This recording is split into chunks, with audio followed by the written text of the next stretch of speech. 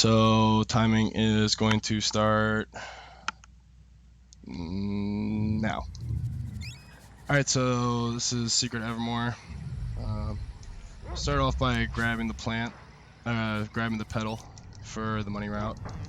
And essentially, just want to take a bunch of damage here, because there's going to be a little sequence or like a boss fight where you have to fight some raptors. And there's two ways to do it. You can either die or you can beat them. So obviously we want to die because it's much easier and faster. So we have to kill the first plant there to give us the money we need. So yeah, and that's a raptor skip. Then we're gonna receive some dialogue here. We're just gonna skip through real quick.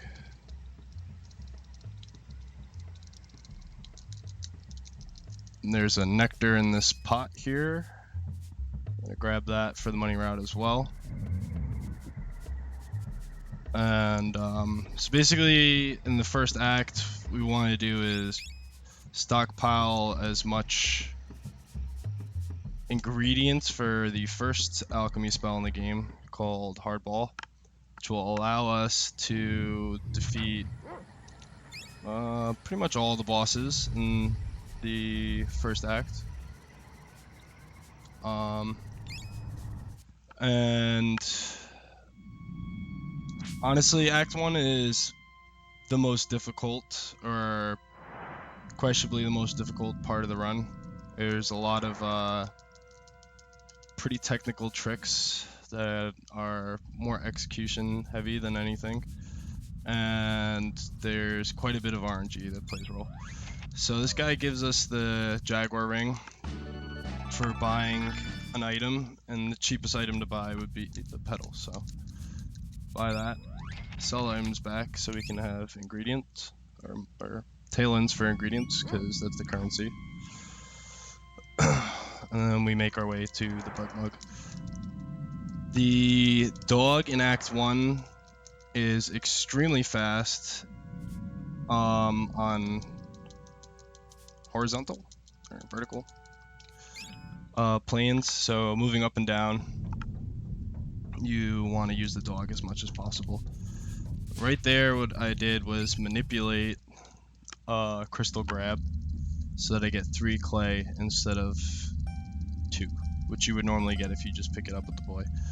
And you can do so with the dog, because although it doesn't buy, it shows up that the game reads the input that the dog was looting it, even though you can't actually loot it with the dog. So we're gonna grab some extra clay here because it's safer, and just make our way through the maze. Some pretty good RNG here. So this is a skip coming up. There's these triggers for this bridge that normally would set off if you walk over them, but by using the dog to jump or attack and move across, it doesn't let the trigger off.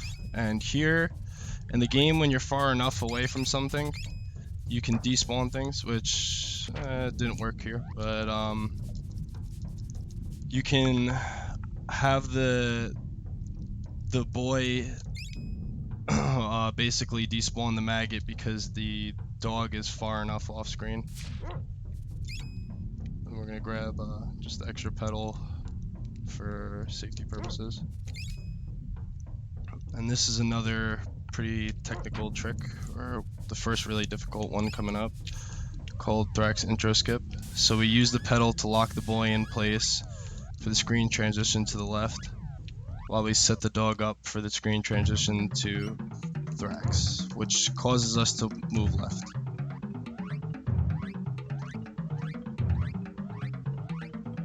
So what I want to do is stockpile damage on Thrax with Hardball, and you can do so by being the dog as an active character while you cast. And what I just did there was trigger the intro cutscene, which allows us to move around while Thrax is dying, which is recently discovered a few months ago, maybe a year ago now, by the Green Ambler.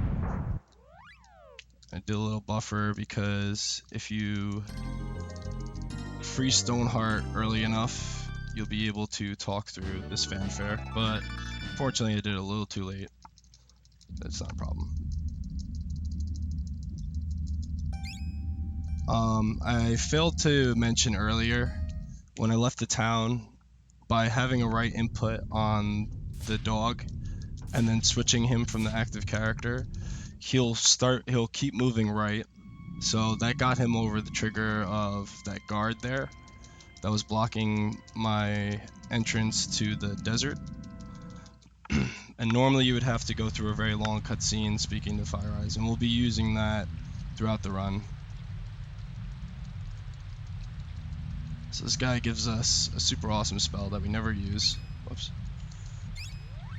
Called Acid Rain. So we just skip that, buy more Crush Gradients, and then we'll save here. Just in case. So what you want to do is cast 7 casts so that Hardball is leveled up a little more, and there'll be another frame perfect character switch coming up here by putting the dog into the trigger to start the conversation with the guard, and then moving into these huts and this exit in a specific order. We can just go right into the hut. Normally the villagers would have to summon out Fire Eyes, and then she would come out and speak to us, but you know, that just loses time, so just skip right past that.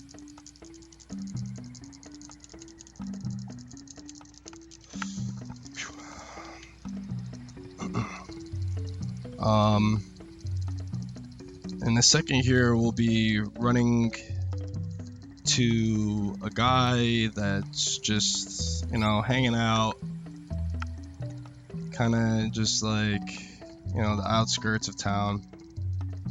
And he's going to give us a spell for one of the biggest glitches in the game that we're going to abuse later in Act 2. And make our way to the volcano, which is evil. So hopefully that goes well, but shouldn't be a problem. So this guy gives us defend, which we'll need later on, and then we're off.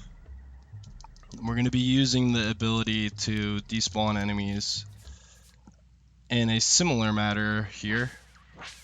To despawn, normally you would have to go all the way up to the volcano, and an alternate way you'd have to fight the raptors or vipers, the viper commander, and talk to a guy that's on the top of the volcano, and he gives you a spell called levitate.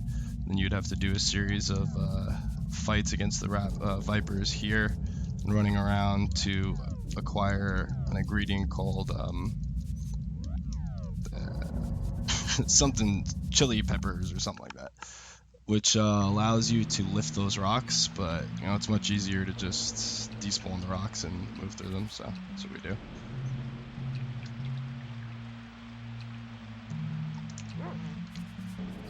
We're gonna kill this mosquito, or try to kill the mosquito at least, anyways.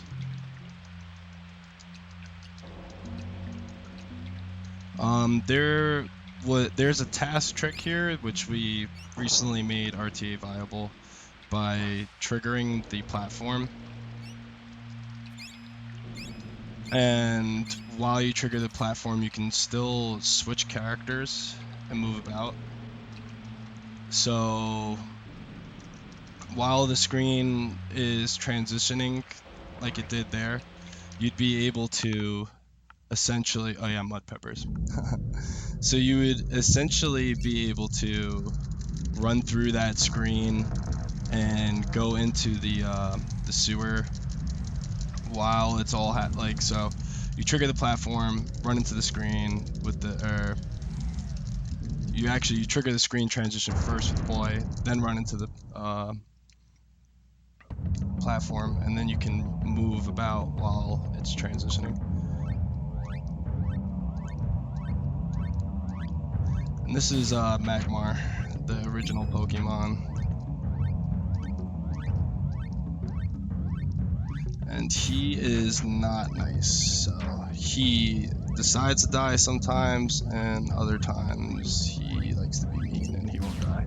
So we want to do 8 casts of Crush, or of Hardball. I keep wanting to say Crush. And then stack our Call Bead damage with Lightning Storm.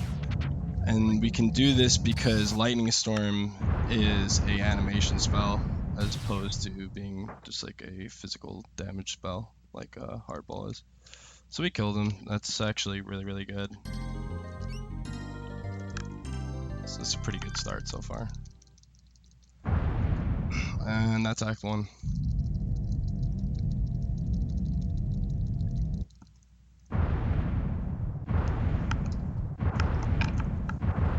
Essentially skipping probably about an hour of running around and having to do stuff.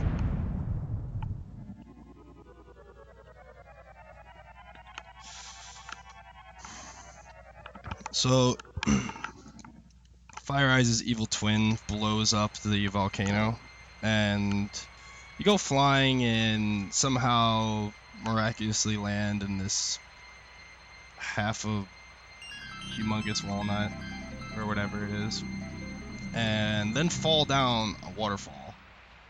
But you never get hurt, so. And in a second there'll be a trick coming up. In every single screen, actually, the dog is present, whether the dog is a part of your party or not. And in this particular screen, we can actually summon him into our party by walking up into this transition and then performing a frame perfect character switch while we would walk back again. Which I like to go for unbuffered for the most part because of swag. So with the dog in our party, we can now use the boy to, oh no, that is absolutely horrible. So that's basically a reset, unfortunately. When the boy is plagued, there's absolutely no way to heal him, so I could have risked it and had him go through the so basically I could have brought him into Nobilia, try to do everything, and then try to keep him healed with the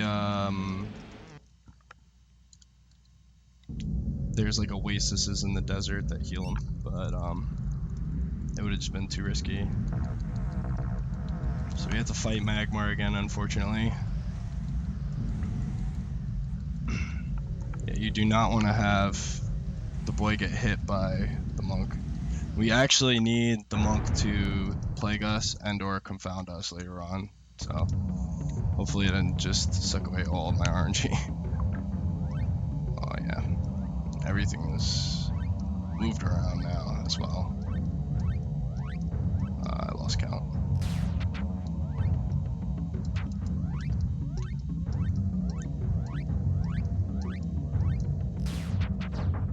Oh, this is not looking good.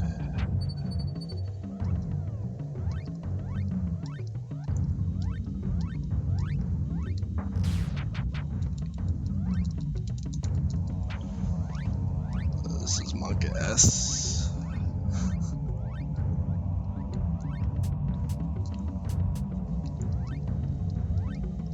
Got some good damage rolls though, so he should hopefully die.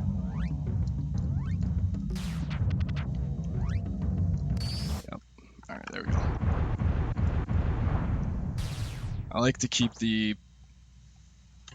Yep, so I like to keep the boy leveled because there is a small chance that he can crit you even though he dies.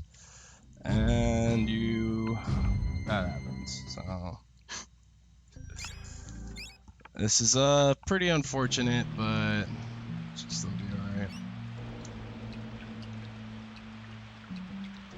I'm gonna try again to get the kill on the mosquito, which I got this time, so.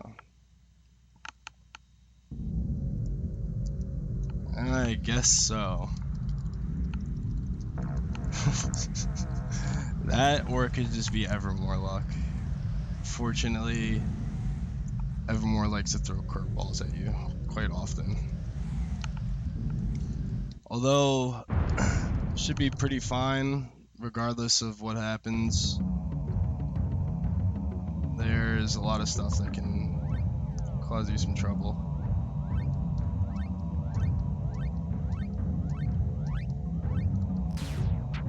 And basically, I mean, oops.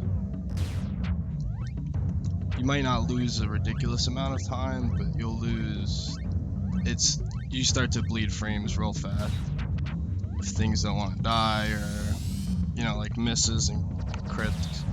Alright, so this is not bad. Heat wave is damage roll dependent, so that means he's probably gonna die now.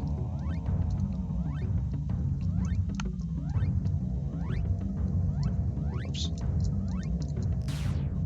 It's a little bit slower because you have to take the heat wave animation. You want him to heat wave. He will heat wave you no matter what, but you want him to cast heat wave on the last turn because it doesn't lose time.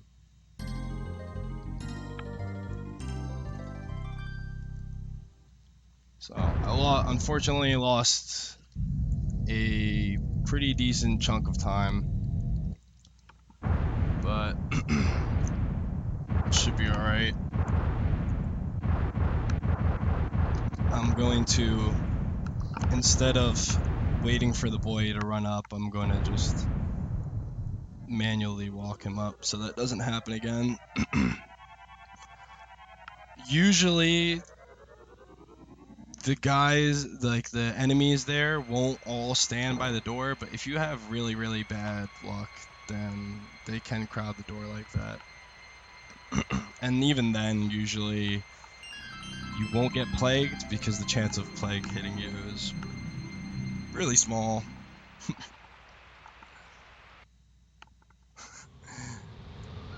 Yep, giant walnut can only protect you for so long. And unfortunately, you can't protect your dog. So we're gonna have to do a dog early again. And so with the dog on screen here, we can skip over this ditch, which normally would otherwise, we would have to fall into it and then initiate a cutscene with our buddy Blimp, which we would meet in Act 1 had we played the game the way it was intended. But, you know, that loses time, so we don't want that.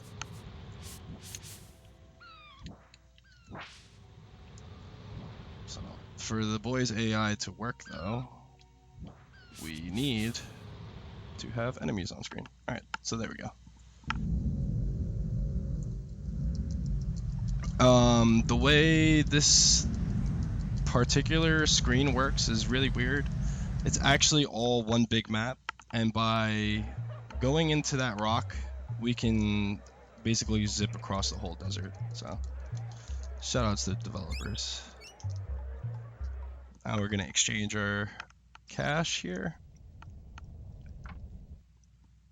Then we're going to acquire the most useful spell, Atlas, which we'll be abusing greatly in just a second.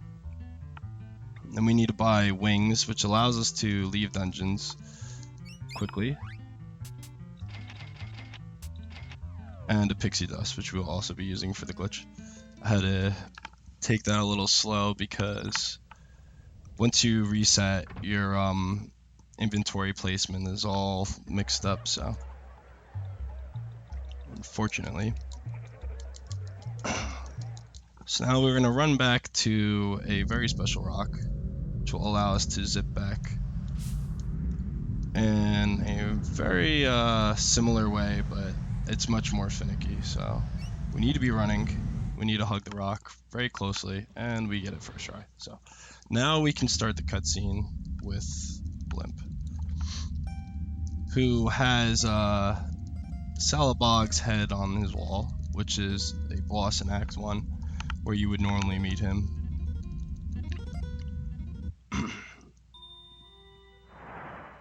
He's actually how you get the first mud pepper too.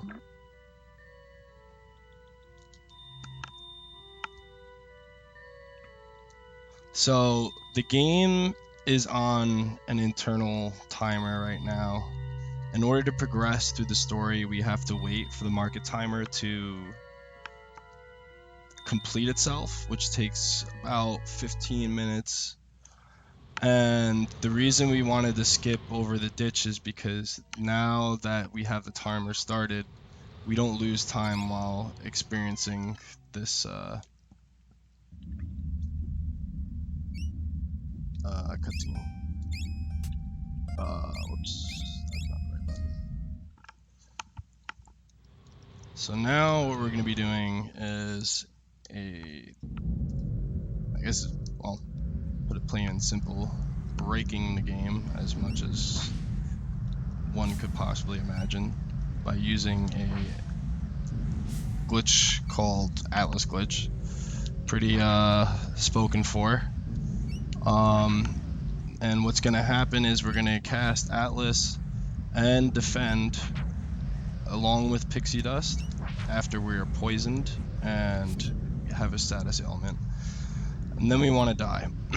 And what basically is going on is the poison it rolls back your stats, and when we have Atlas and defend on, it raises our stats. It rolls our stats back extremely high, and the pixie dust revives you. So when you're revived, you keep the rolled back stats, and essentially your hitbox becomes so minuscule that almost nothing can hit you. So we got poisoned relatively fast, which is good. Now we need Mr. Monk to be good to us. So pray RNG. Unfortunately, he did not give us good RNG, but that's alright.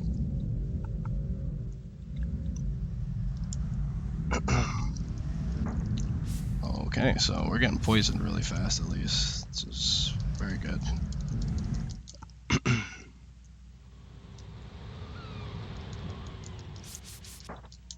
Alright, we got confounded, so that wasn't too bad. So we want to be cautious of the poison tick, because if you die too fast, then your stats will be... This might not work. Uh-oh. So I have to check my stats. This may or may not work. 447. It's really hard to say. I don't know. I think I should be good, but I don't know if it's worth risking. Maybe I should just try again. No, I think I should be alright.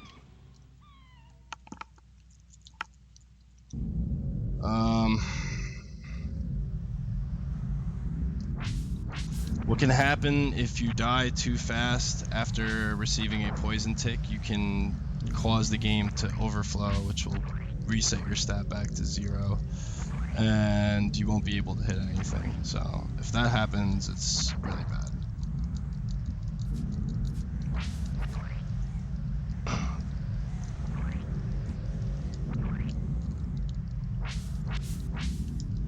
447.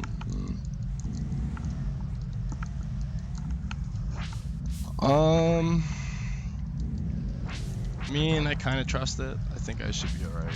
I'm pretty sure I should be alright. Well, 453. I guess I can reset now. I just don't want to lose too much time.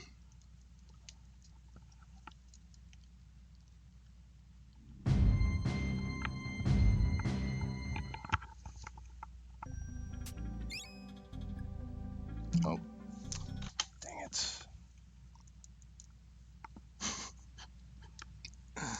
Oh, man.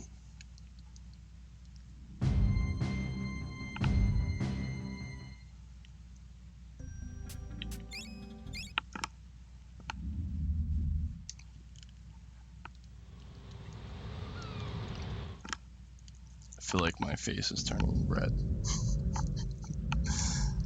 Alright, so I'm going to perform the Atlas glitch again.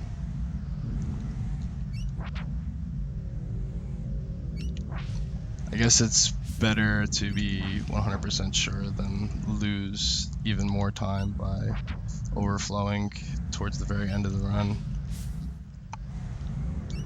Or not even towards the very end of the run, but rather more like mid-run.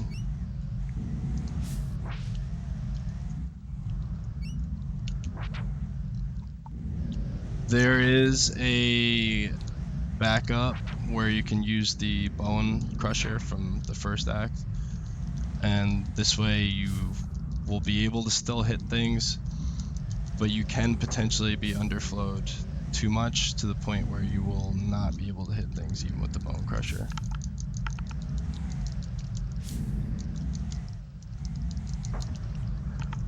It can be really intimidating when everything goes wrong. I feel like it doesn't normally happen, honestly. But nerves can definitely get the best of you sometimes. And there is a lot of stuff that can go wrong as well. There's probably about 50 million places to soft lock, so. Fortunately, I have been running Evermore for quite a while. This is actually my first speedrun ever.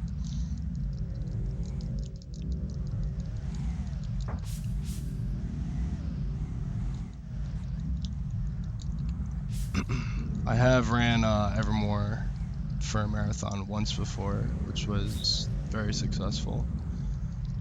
But there's a lot of RNG that can take place.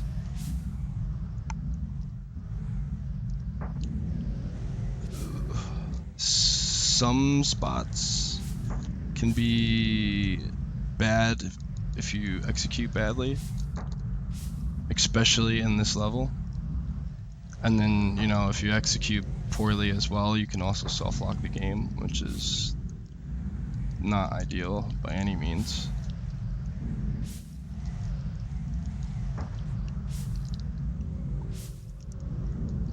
I could always get double hit by these spiders. But for the most part, after you get the glitch going, it's pretty safe.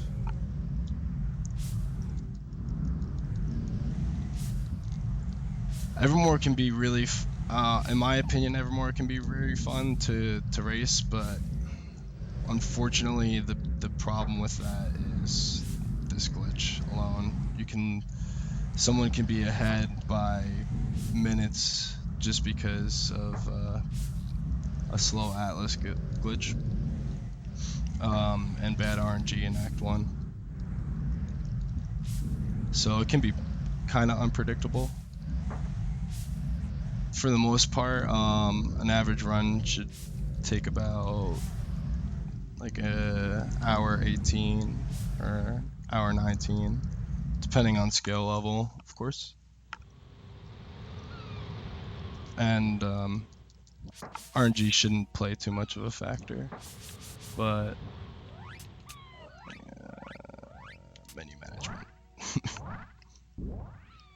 but it can certainly throw you off quite a bit. Having plague can be...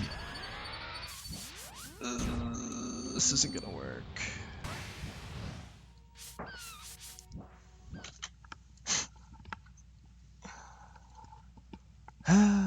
Yeah.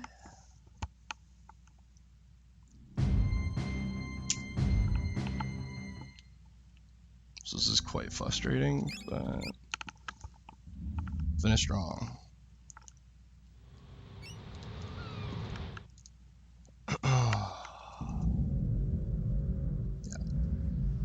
Plague is not a good thing. It'll work, but because you have two different ticks hitting you, you have to be cautious about whether you're getting hit by plague damage or if you're getting hit by poison damage, as well as making sure that it doesn't kill you.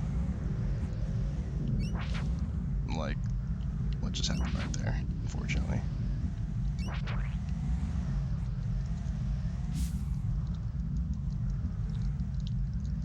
Holy mackerel. This game does not want me to pass right now.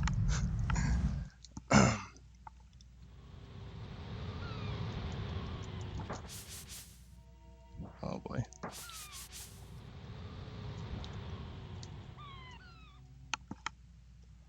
I'm not sure if Bowie runs Evermore, but I believe I heard that he was intending on it.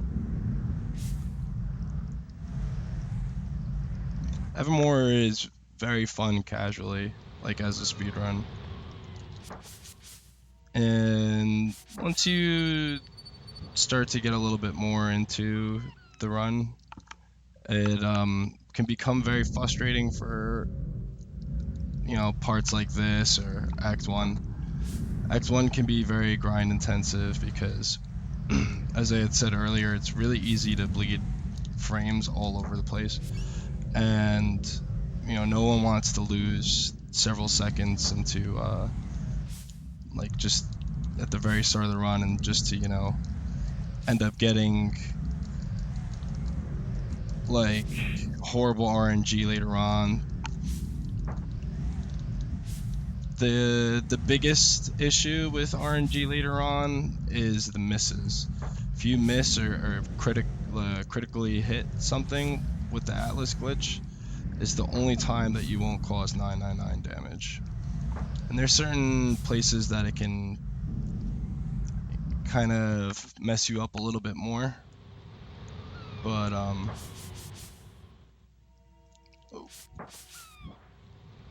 Wow, this is quite unfortunate. This is probably the worst marathon luck I could possibly receive.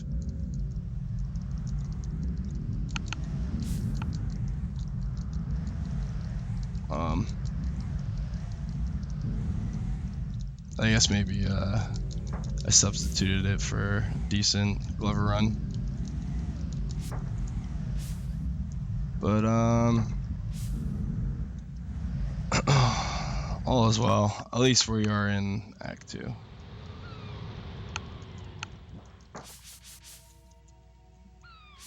Monk is not being a bro though, unfortunately.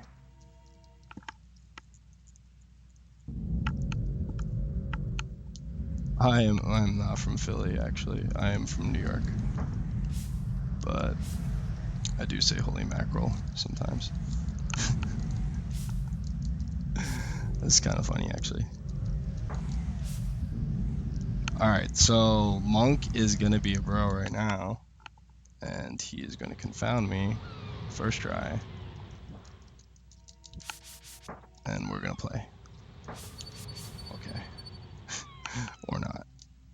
The worst part is I really don't know where the timer is at. But essentially after you get Atlas glitch going, what you do is you grind out a few levels for accuracy and for some jewels. The only thing that really plays a role from then on out is the accuracy, because your damage will always be high. Another thing I'd like to point out, the reason I'm moving side by side is because with the boy, it's actually faster to move side by side or right and left rather than to move up and down.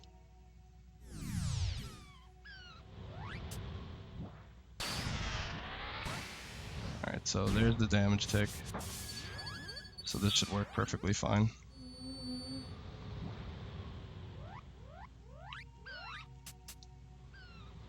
Yep, and we're in business. Alright. So the reason I'm luring these guys over here is there's a chance that they can drop a prize. It's basically bones. And if they drop bones and they drop a jewels when you pick up the bones, you can loot the jewels, which will have a number, so X74 jewels, and you can loot the ingredient, and I know there's an ingredient there, and when that happens you get the amount of whatever that number of jewels or whatever the currency is for the ingredient. So that it used to be called something else in the past, but currently we call that infinite flags glitch or infinite ingredient glitch or something like that. So now we want to get a few levels so we can have talons, because when we go back to Nobilia, we want to acquire another amulet of annihilation for later on in the run. Big issue with having had to reset so many times, it's hard to tell exactly where the timer is at.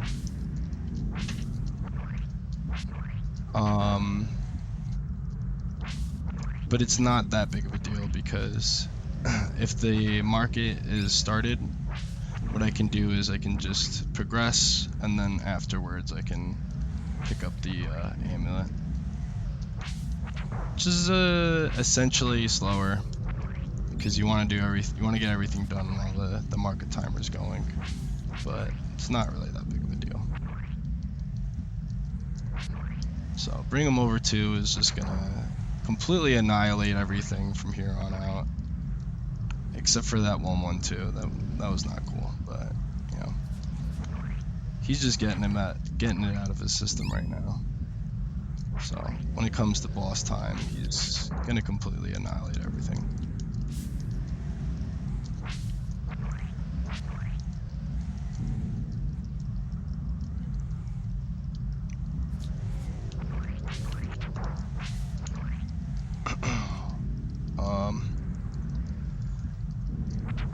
Another reason that we have to grind here is because we need ingredients for Crush, which is the spell that we picked up from Blimp earlier, which allows us to defeat 2 of the remaining bosses in the game, which are undamageable by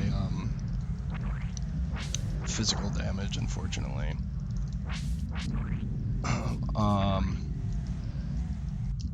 And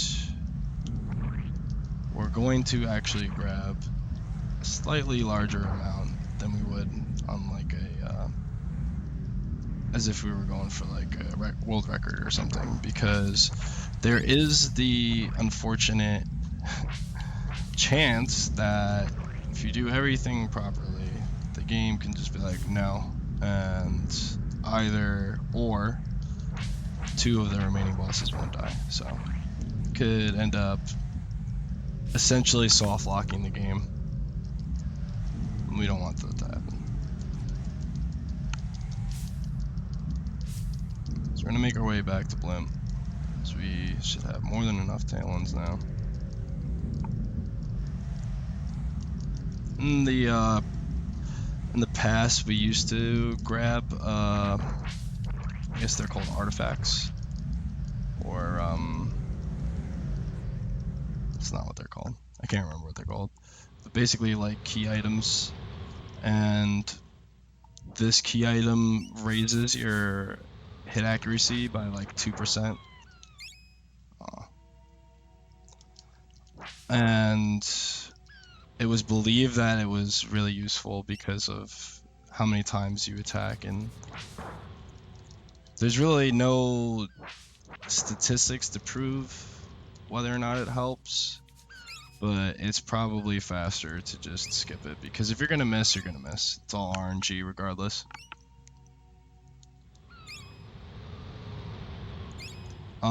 And what I'm doing here is when you loot the ingredients in a specific screen in a certain order, it allows you to pick up or manipulate,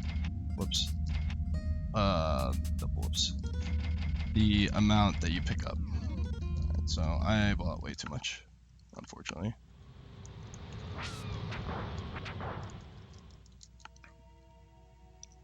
So rather than getting like the clay in Act 1, rather than getting 2, you get 3. Or in that case, rather than getting, I think you get 3 wax, you get 4.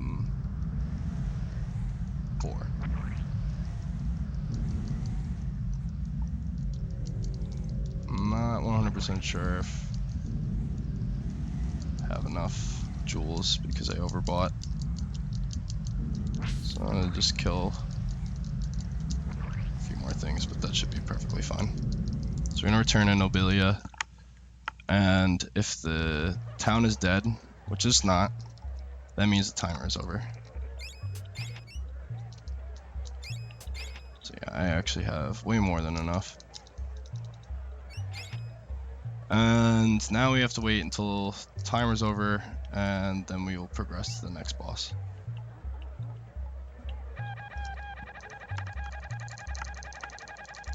Also, if you harass this chicken, then he gets angry.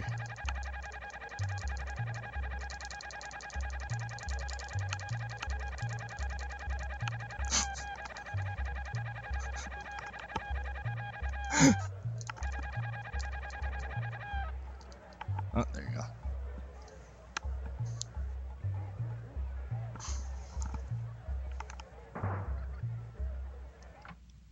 What? I didn't even know that was possible.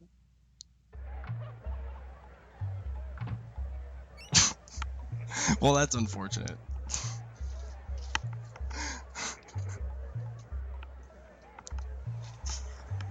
So it's like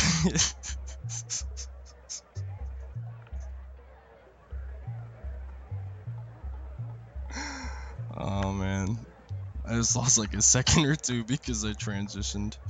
The only time you lose time on the market, or rather the market is paused, is when you have a text box that you have to select a option, a buy menu, or on a screen transition. Thank you, Stern, or Artem.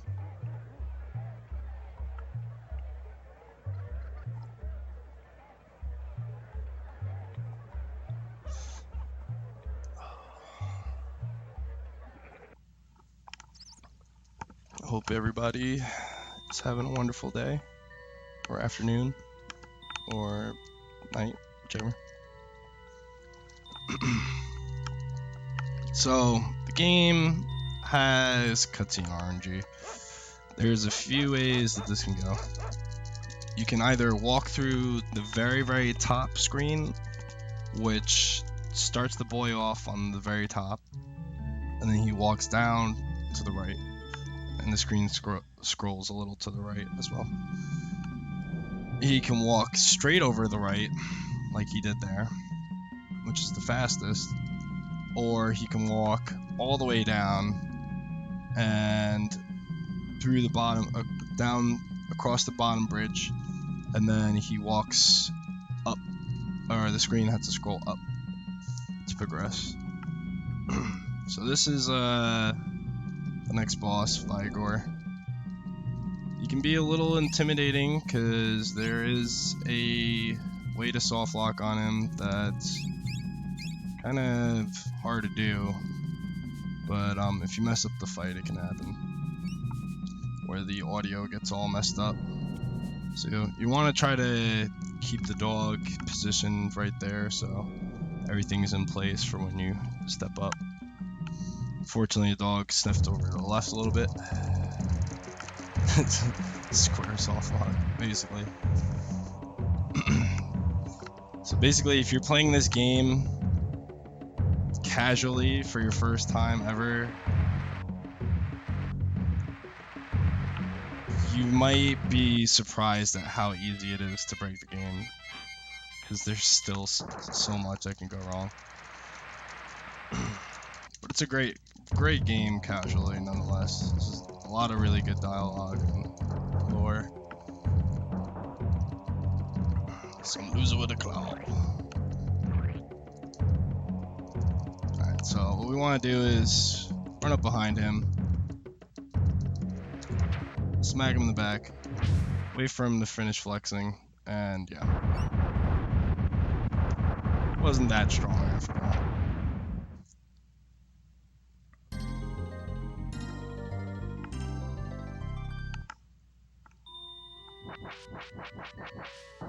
We want to try to keep the boy as far up left there as possible, because it saves us a few frames from walking.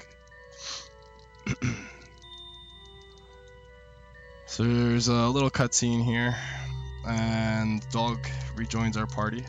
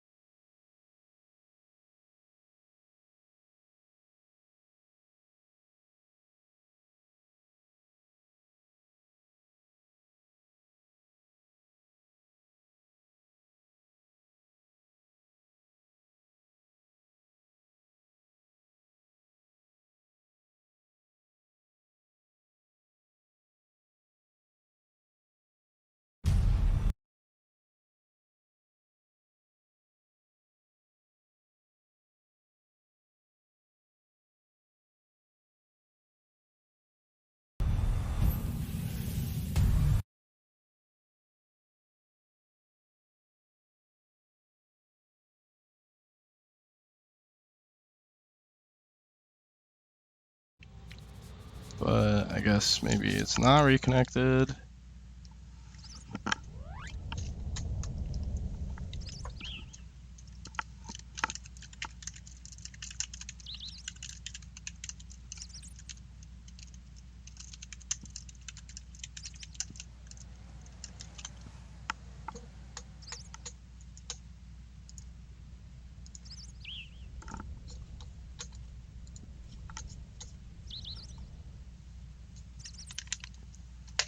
Okay, I am really sorry about that. My OBS just completely died out on me.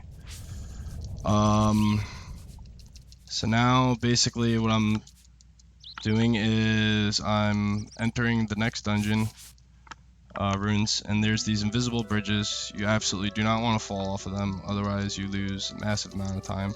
And then there's this invisible bridge, which if you fall off, you either do one of two things, and that's soft lock the game, or you have to use wings to exit the dungeon and re-enter, which obviously loses time, so we don't want that to happen. And what I'm going to be doing is trying to navigate my way through these series of rooms and activating all these switches, because every door in the dungeon is locked. And I'm going to be doing precasts of every spell.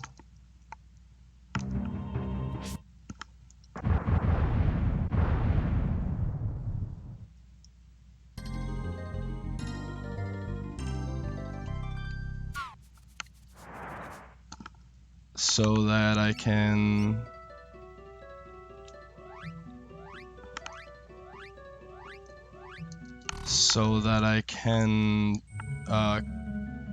have higher crush damage when I reach the next boss that I need to use spells for. So that's an RNG skip right there, in a way, because we leave the boy on aggressive now, and his AI can decide to go all over the place if it wants to. I'm hoping that the feed is alright. I refreshed my page and it shows up now, but I don't know if you guys are stuck on the advertisement. So this is a relatively new skip, or the newest skip, which is very RNG, and we got it first try, which is really, really good. And we want to send the boy over that trigger right there to activate the bridge. Normally if you just walk right across, it causes the bridge to collapse and the dog would have to walk over. And what we used to do is fall down, and it brings the dog into the screen with us, and then just wings out once we reach this point, because we have to kill this guy to get the spear. But it's actually faster to just leave the room with the dog, and we have to re-enter in order to prevent a soft lock.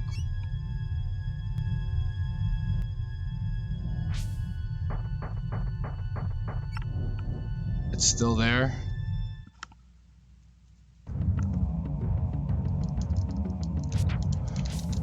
Oops, okay, almost messed that up. So that's Megator.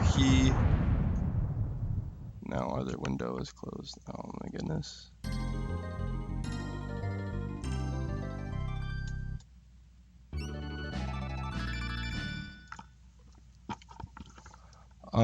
So that's Megator. He's invisible, but we know where he is, so. Coming up to one of the hardest dungeons in the game, the pyramids. So that is a really tricky bridge to navigate fast. If you fall off, you lose like a minute or so. I'm assuming and hoping that my stream is fine. I'm gonna just keep trying to go. Really wish that didn't happen. Whenever my it might be because more like a bunch of Wi-Fi connections all got connected at the same time, unfortunately. Okay, alright. I'm sorry about that again. It seems like everything is going wrong right now, unfortunately. But so yeah, you want to set the dog up right next to that pedestal or the switch, but you don't want to step on it because you have these gates here. And by putting the dog on the gate or the thing and switching as he does so, we can skip the animation of transitioning back from the boy to the dog and just be the boy as the active character right away. And we can do another one right here and position the dog slightly better for when we free him. I like to switch to the spear, or switch up on the menu to switch to the spear faster, because we have to switch back anyways. Running with the spear is the fastest way to move in the game. And during that little fanfare there, you can select twice, which changes characters, to essentially skip the fanfare and move around while it's going on. So right here, we can also skip this little animation where the dog would be, once you cross those pedestals, the dog has to catch up. I'm experiencing a lot of lag on the screen. There's a lot of enemies. And it takes a while because the dog is really slow. but fortunately we were able to get the boy over. So this is Rimsala, he's the pyramid's boss. What we want to do is menu with the dog and exit the menu and kill him really fast, because after he does the run with your knife out, indeed. So by sequence breaking that confound that he caused on us, or cast on us, he stays in that state and we can kill him really quickly. Otherwise he would leave that like giant medallion type thing and it's not fun. So that was really scary. There is a trigger there for kind of like a little cutscene thing where Horus's evil twin, there's a lot of evil twins in this game, comes out of nowhere and steals the diamond eyes that you just acquired. And since the boy is on aggressive AI right now, we can use him to skip over the trigger, which we got a pretty decent RNG right there, and that allows us to keep the diamond eyes in our inventory rather than having to run back and get them again later, which saves, I think, roughly about 3 minutes. So that skip can be a little nerve-wracking, especially because it's so RNG reliant now. Best way to do it is to just be patient, because if you switch back to the boy at the wrong time, the boy can start to walk and then step right into the trigger. We used to do it by using the dog, but it's actually much faster to just use the boy. But of course, enemies need to be on screen in order for it to work. So he thinks that we have the diamond eyes, and essentially summons this this bad guy called Aegis, but we just completely obliterate him. And so as you saw right there, the bridge exploded. If you walk on those bridges or walk towards those bridges while you're fighting Aegis, the bridges will explode and it just explodes. You can't walk across them. But if you trigger the explosion while the fanfare is happening, you can actually move the dog up to the top, because the dog is really, really slow. It saves us about 2 seconds at the end of the cutscene. So Horus comes out of nowhere and he calls for Tiny's help because the pyramid is about to explode. And he throws it really far. So we're kind of confused. Oh, what do we do? How do we get back to Podunk? And he's like, I don't know. And then out of nowhere, Madronius is like, hey, what's up, guys? There's a giant explosion back to where you were, back over where you were like 2 seconds ago. Horus is like, hey, that might be your solution. So we're gonna run back over where the pyramids and the runes were, or more so where the runes were, and fight the next boss, which is Aquagoth. And the first of the last 2 bosses that you need to use spells on. This guy is not cool. So rather than having to do reverse desert skip with the boy, which is really finicky, we can just use the dog. If we keep him all the way up top there and then switch to him and run up, it for some reason just scrolls the screen all the way for us as well. I think it has something to do with the desert being basically all one big screen essentially. So this ditch that we absolutely did not want to fall off of earlier, we're gonna go right ahead and fall off this time, because it saves us some time in positioning to run up here rather than having to go across that bridge and everything. Just put this right there. We're gonna fall down here. Another waterfall. This giant, sharp rock. This is a beautiful rainbow. And then, yeah, now we're in Aquagoth's lair.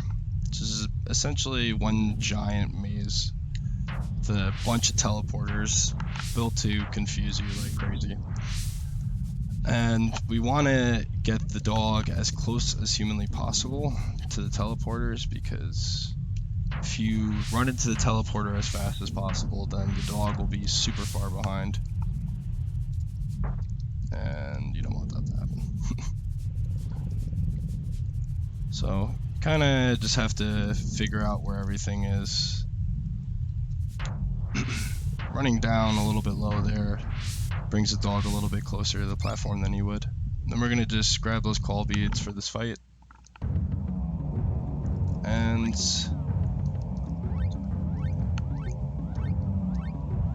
do 3 casts of crush, 3 7 casts of crush.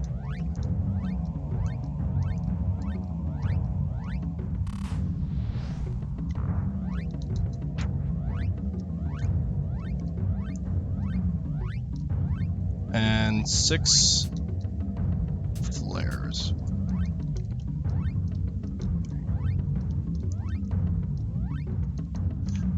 And the reason we do that is because he has the chance to cast spells like that. And if you do 8 casts, then Aquagoth will self-lock you. You do not want that to happen. So, play it safe. Cast 7 casts instead. The reason you run up there with the boy is because this basket drops down. You want to position him as close to it as possible. And that's Act 2.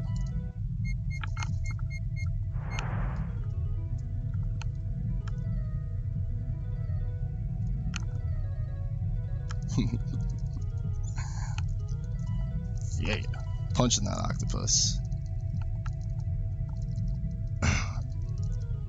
So this guy rescues you with his bucket. For some reason happens to know that you're in the well and rescues your dog. And as in the other 2 acts, the dog is a completely different type of dog now. This time he's a poodle. So this is the medieval end times, you know, giant green blobs and spiky green Sonics. It's pretty normal. And this is why we need the Amulet of Annihilation, because we want to grab a ticket there, but we need an Amulet of Annihilation. And if we didn't have one previously in Act 2, we would have to run all over the place to grab one, which is not fun. So there's a little text box right here that would normally happen. But by walking behind the guy, we can completely skip the text box and just start the underground. Nasty underground labyrinth. True.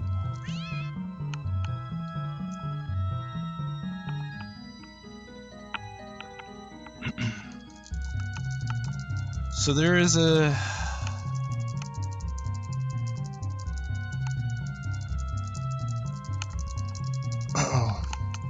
unimpressed? I am certainly not unimpressed. The lore in this game is amazing. Look, it's a unicorn goat. Just don't touch the horn now.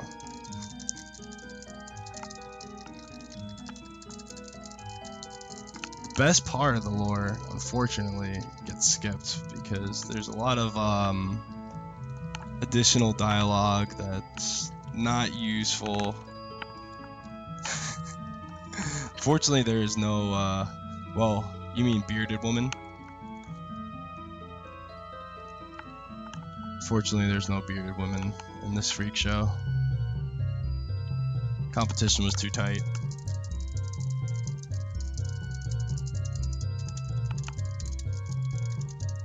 No.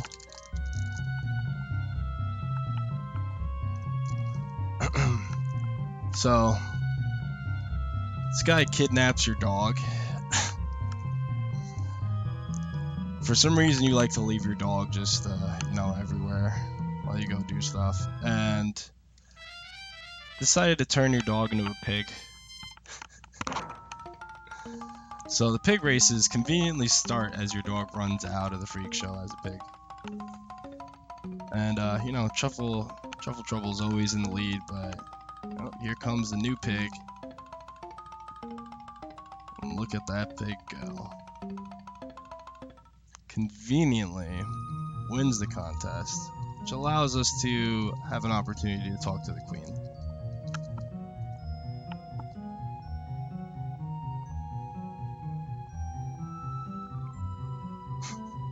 So this guy, the gatekeeper here, is really salty because he decided to bet all of his pay on Truffle Trouble. But, it doesn't bother us much. Walk right past. Normally there'd be a giant cutscene where we talk to the queen, and the dog ends up running in and getting in trouble. And you have to navigate through the underground, or I guess it's essentially like the air ducts of the castle. I don't know why the castle has air ducts, but you don't question it. And you reunite with the dog and get sent to prison, all that. But we kind of basically do this all out of order and skip all that. And that's why none of the energy or the dog is on screen at the moment. So you kind of have to just get a feel for where you need to mash. And this is Foot Knight. So this guy... Alright. That was a really, really good fight. This guy can dodge, and when he dodges, he'll run all over the place. But you want to attack upwards because you can still hit him, and it keeps him in place. So you want to be as close to the exit as possible. Not fully reunited yet, but in a second we will be. And the reason we cast wings there is because although it says that it didn't do anything, for some reason the wings decides to, all the enemies decide to just completely forget you're there, and they don't try to attack you, and those sniffs can block you really badly. And this is a literal maze, the Dark Forest. It's actually a really easy section to lose frames in because you get blocked. You can get faster screen transitions, you can get slower screen transitions. You can kind of cut corners pretty tight here, but it's hard to know exactly where the closest turn would be. So like you can transition right there, which is, can't even tell if you're gonna hit a tree or the bushes rather. And also things just love to get in your way, like these dragon guys will notoriously block you left and right. But you just navigate your way through with ease because you've played the game so many times that you know where everything is. And if you were to play casually, you kind of have to follow these little owl guys you see in the tree, and they'll actually guide you, because whenever you're going the right way, they'll be on the screen. There's only I think there's one screen that doesn't have the little owl guys, but if you're going the wrong way, they won't be on screen. Like you'll know because there's not gonna be a single one. And this is the Bad Boys, which is basically Evermore's version of Dark Link.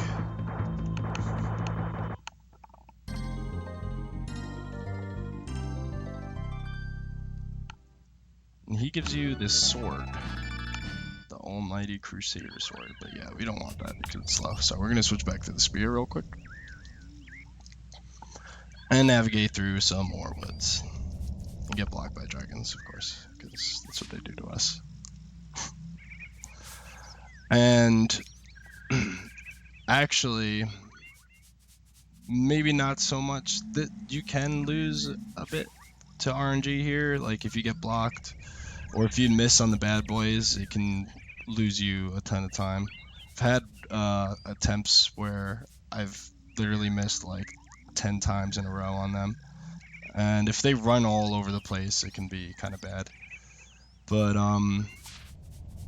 in the upcoming bit is where RNG can play a huge part in actually losing a significant amount of time.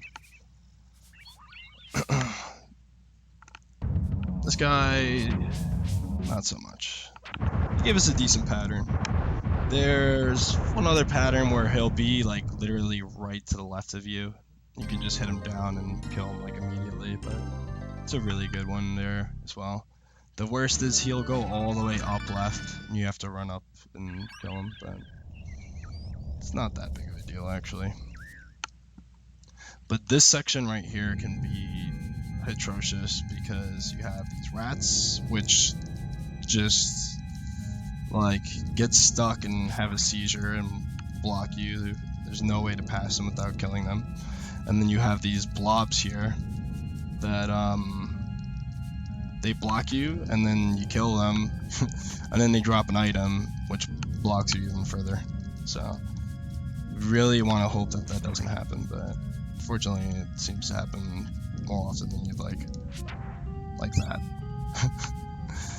I'm actually glad that happened, just so you know everybody could witness how cruel this game is. And this is the prisons that you would normally go through after doing the banquet cutscene. This can lose you quite a bit of time here because you have 2 raptors that spawn, which dodge like crazy. And normally you would just let both of those gates off as well, but I knew one of the raptors was going to be there, so. And that robot guy has an extremely large dodge rate as well. Or evasion rate, I guess I should say rather. And we are in town where you get to hear one of the most lovely melodies of this game. For anyone who didn't know, actually, I guess I had the like intro cutscene or intro credits play a little bit before I started the run, but Jeremy Soule, or I believe that's how you pronounce his name, the producer for the Elder Scrolls, actually produced the OST for this game. It was his first project. So this is Verminator. He can be really, really mean and just not die. So we'll do a little bit of extra casts on him. And hopefully, he should definitely die actually. Yep. In a casual playthrough, he is very, very bad. He likes to cast Drain, and I believe he casts Corrosion and Acid Rain, and basically just keeps healing himself and causing like residual damage or dots on you. So now we're in the real castle here, and our boy Tinker here, who is extremely helpful to us throughout the run. He's actually a genius of sorts. Leads us to the actual queen. We have a conversation with her, and she lets us know that the queen that we technically first spoke to, even though we didn't speak to her at all because we just kind of ran out of the castle. what is an imposter or her evil twin, just like the evil Horus or the evil Fire Eyes. So we find out she's also from Podunk. She's interested in finding a way back as well. So she assists us by giving us some call beads, which we don't completely need. Essentially, it can be good because there is a fight that's coming up, and she gives us a call bead spell called Hypnotize, which allows us to confuse one of the enemies and keeps him still. And normally he can grab us and throw us down a level, which would lose us quite a bit. So since we have the bazooka, we can just shoot that first guy. And the dog gave us bad RNG by walking all the way up and around. It's not nearly as bad as the next cutscene RNG coming up here, but does lose you like a few seconds. So we get to see how smart this guy truly is. He's letting us know what's up with the queen right here, and he's like, here, take a look through my telescope.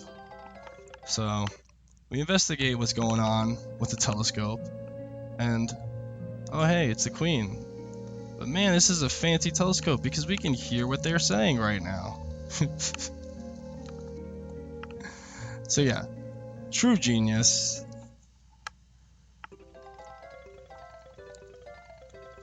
It's got Professor Fernsworth, I guess his name is, right?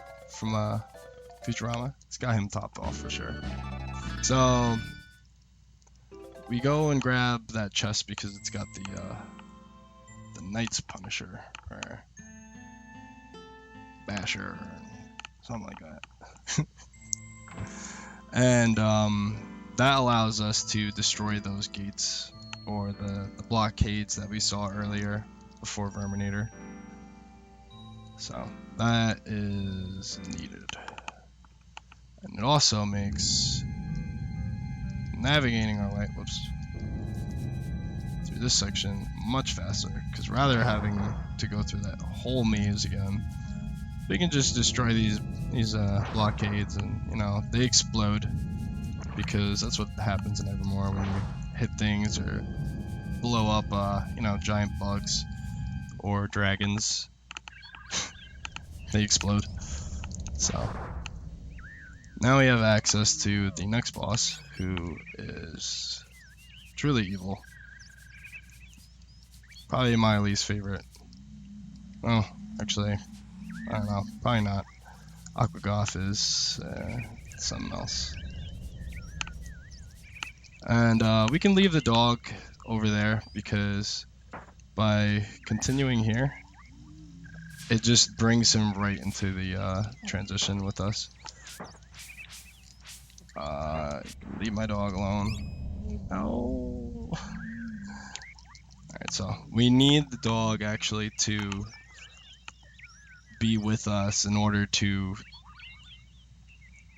essentially transition up this tower here. So it's best if he doesn't die, but he didn't like die at a particularly awful time or anything. So we got we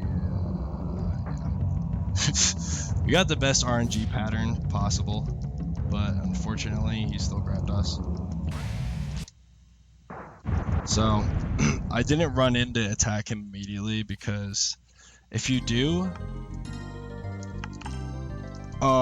what happens is he will sit there and not go to his perch, and it soft locks the game. But he can give you all types of patterns. The best being when he's all the way on the far left there, and you can kind of just hit him and keep him off the edge. and kill him like that. He shouldn't grab you, but fortunately he did for some reason that time. Also, when you receive spells, you can just kind of press and hold start when that screen's about to pop up, and that will just completely blank out the screen, transition to the next text box. But he's gonna ask us to save. We don't need to save, so running through some smelly sewers real fast, actually.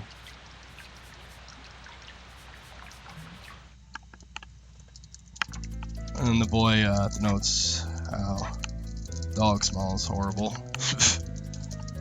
Or they both do.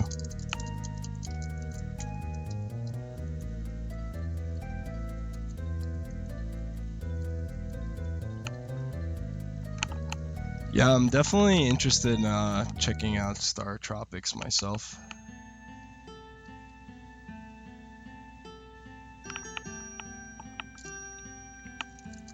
To be completely honest, actually, I've never heard of Star Tropics until today, or I guess technically yesterday. I'd certainly like to at least watch some gameplay though. So, Queen basically tries to trick us. She's like, "Oh, go put the drawbridge back. Just come over to a little hidden area here to the left, and I'm gonna ambush you." These guys can give you a few patterns. I got like almost the best possible pattern. These guys can walk all over the place, or they can walk together like they just did right there. You can kill them in one hit.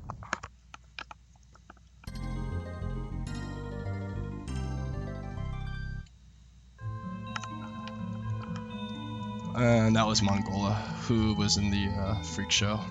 So I guess the queen stole her so that she could use him as her minion.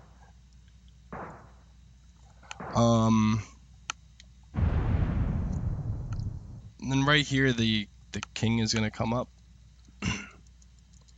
And he is going to bring us to escape the castle, and this is the biggest cutscene RNG. We got the good cutscene RNG, but in a worst case scenario, every single character can walk up and around, which loses I think like 16 seconds overall or so. Or one character could walk around, or two characters can walk around. Really just depends. So we're gonna run back to the proper castle, or the good castle, and have a conversation with Tinker. The mad scientist genius. I gotta walk through this maze again. You get blocked by sniffs sometimes, but you can do one of two things, and that's either attack, or you can run back and forth, and you have a chance of skipping them. Attacking is almost guaranteed, but not completely. Of course, it's faster to just run and try to skip them, but sometimes it doesn't work out, unfortunately. Now with these stairs, it's actually faster for the most part. Sometimes you can still get stuck, but it's usually faster to just run at a diagonal and you'll go up straight. And Tinker rolls in with hi, bring him over too. With a new flying invention, which is made out of a barrel, some wood, a giant stone wheel, and like a potbelly stove. So I don't know how he made it work, but this guy he's brilliant. You call this the Skywalker.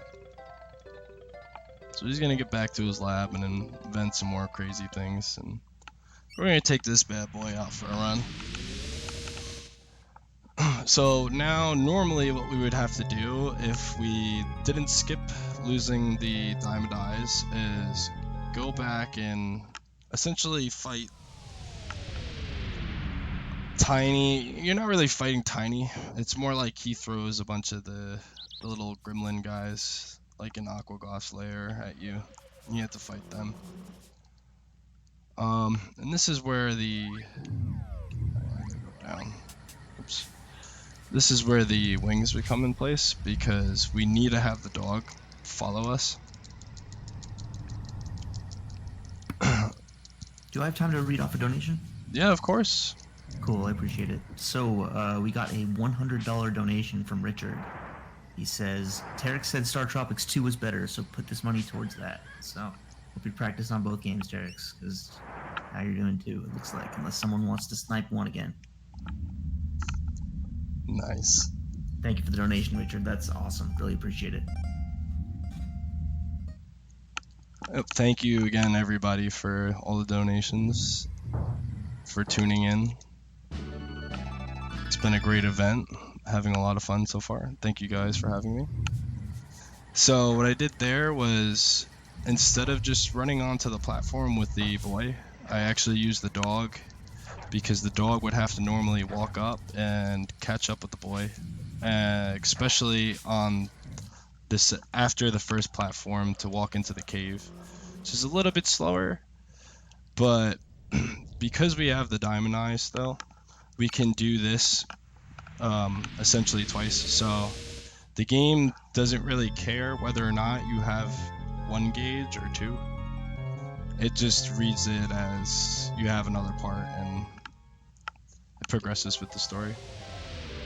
So there's a pretty difficult trick here, which is kind of like essentially only TAS only, but I think I'm gonna go for it anyways for the lols. Yeah, and I messed up. Oh well, it's no big deal. So you can save about, if you were to do it setup-less, you can save about 6 seconds. But with a decent setup and a good execution, you can save like 3 seconds or so. And what happens is you walk into the screen transition with the dog, and as that's happening, you switch back to the boy and talk to Tinker, and it hands him, it causes the game to hand Tinker the items, and you don't have to go through the text. It's not like anything huge, but it's just a neat little trick. So we're gonna get our last part here to complete the spaceship, which is also quite impressive. RNG can definitely troll you quite a bit here. Getting blocked by the raptors is never ideal. Also, due to the fact that you can loot, so since you can loot the chest here with the dog, you don't need to be the boy as the active character. It's not really that big of a problem. So the boy moves much faster, so I switched twice. That was a little monk ass, but not a big deal. There's actually kind of a funny little trick here coming up in a second, where instead of going all the way back to the landing spot, we can just go right over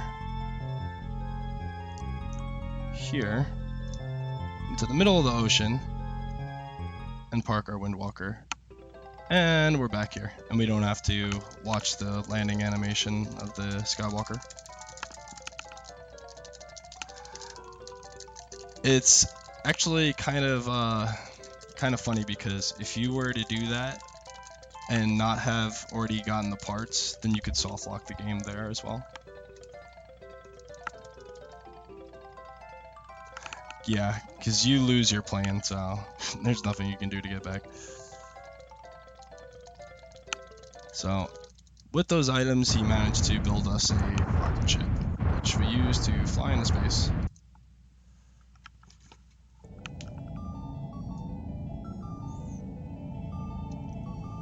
This little Roomba guy is gonna conveniently push our rocket ship down here for us. So, just like in every other act, the dog is transformed.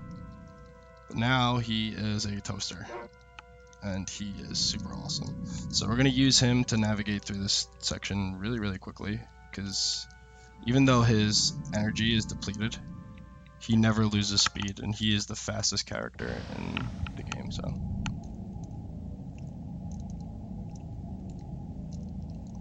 we actually have to wait for the boy to catch up with us. So, as interesting as this act is,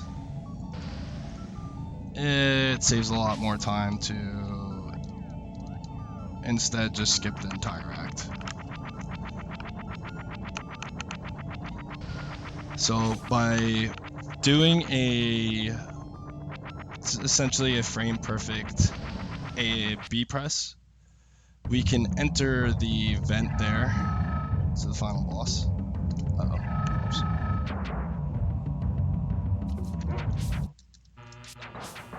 And how it actually works is if you have to press it every other frame, so there's 2 frames. You want to press it on the 2nd frame. So we do a little buffer input, and it sets us up for the perfect frame every time. Uh-oh. And this is where RNG plays a big role, and I am not getting good RNG at all. So this is the final boss rush, and all you want to really do is hope and pray that you don't miss. Everything here has an extremely high evasion rate though, as you can see. You want to try to reduce lag as much as possible as well, which is why we keep the toaster dog in the bottom right there. It's not that we're punishing him, he just produces way too much lag for us. Also, the reason I at first ran up to the upright with the dog is because he's fast enough to... There's like a wind or some type of fan. Oh, those are fans. So it's like fans and subwoofers, and the fans will go off if you try to go up there too high. And you're essentially supposed to strike those bombs into the fans to blow them up. But since the toaster dog is so fast, we can just skip that. And here are the Rimzillas, which that was extremely good. Wow, that Rimzilla fight was actually amazing. Those guys can run all over the place, which will lose you a lot of time.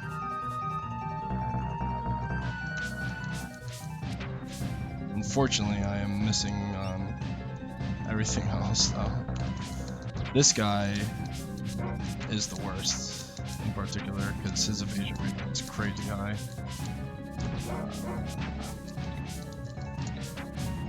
We positioned the dog there because I critted a 3. If you put the dog in that spot, then the evil toaster dog won't really run off as much because he had to attack one of 2 people. So you kind of box him in there so he can't really go anywhere. And then this is the final boss. He produces a lot of lag, so it's ideal to try to get him into the far left corner, because then he won't spawn explosions on the left side.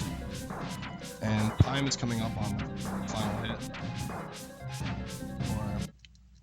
So time. He also has the chance to jump, which loses you some time. So you just want to hope that he doesn't jump. You don't miss. And that's Secret of Evermore.